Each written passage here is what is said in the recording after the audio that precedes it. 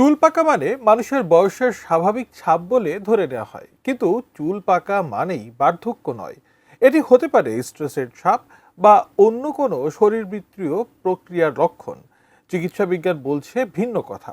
এই প্রাকৃতিক পরিবর্তনের পেছনে লুকিয়ে থাকতে পারে আরও গভীর রহস্য। পাকা চুলের সাথে ক্যান্সারের যোগসূত্র রয়েছে, বেরিয়ে এলো এমন চমকপ্রদ তথ্য। এ নিয়ে বিস্তারিত জানাচ্ছেন জান্নাতুন নাহার জেরি।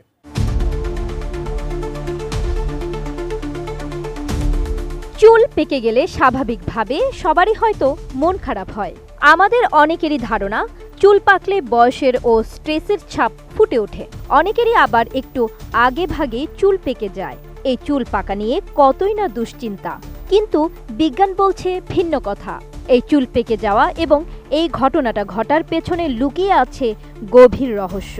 সাম্প্রতিক এক গবেষণায় দাবি করা হয়েছে চুল পাকার ঘটনা শুধু বার্ধক্যেরই ইঙ্গিত নয়, এটি শরীরের ভেতরে ক্যান্সার প্রতিরোধেও কাজ করে। জাপানের টোকিও মেডিকেল অ্যান্ড ডেন্টাল ইউনিভার্সিটির একদল গবেষক জানিয়েছেন এমন বিস্ময়কর তথ্য। ম্যাক্স, দেশের সবচেয়ে শক্তিশালী 52.5 এন গ্রেডের পিসিসি সিমেন্ট। গবেষক ডক্টর শিকে সুকেশি গবেষণায় জানান, আপনার পাকা চুল হতে পারে শরীরের সতর্কতার ইঙ্গিত, আপনাকে ক্যান্সার থেকে রক্ষা করার একটি হাতিয়ার। চুলের রঙের ব্যাপারটা নির্ভর করে নির্দিষ্ট ধরনের কোষের উপর। এই কোষের নাম মেলানোসাইট স্টেম সেল, আর সেই কোষগুলো চুলের রং তৈরি করে। কিন্তু বয়স, মানসিক চাপ কিংবা ডিএনএর ক্ষতির কারণে যখন কোষের বৃদ্ধি ও বিভাজন থেমে যায়, তখন চুলের রঙের জন্য দায়ী স্টেম সেল কমে যায়। ফলে চুল রং হারায়, অর্থাৎ চুল পেকে যায়। ইঁদুরের উপর করা এক গবেষণায় এই ব্যাপারগুলো দেখা গেছে।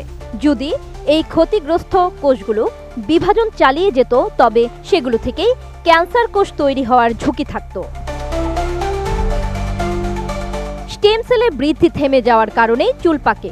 জিনগত কারণ এবং পারিপার্শ্বিক চাপে যে কোষের ডিএনএ ক্ষতিগ্রস্ত, তা যদি চুল পেকে যাওয়ার মতো এই বয়সজনিত পরিবর্তনের দিকে না যেত, তাহলে কি হতে পারত? তখন অনিয়ন্ত্রিতভাবে কোষের সংখ্যা বাড়তে থাকত আর ক্যান্সার কোষ তৈরি হতো। কিন্তু কোষের বৃদ্ধি ও বিভাজন থেমে গেলে ওই কোষ থেকে আর ক্যান্সার হতে পারে না।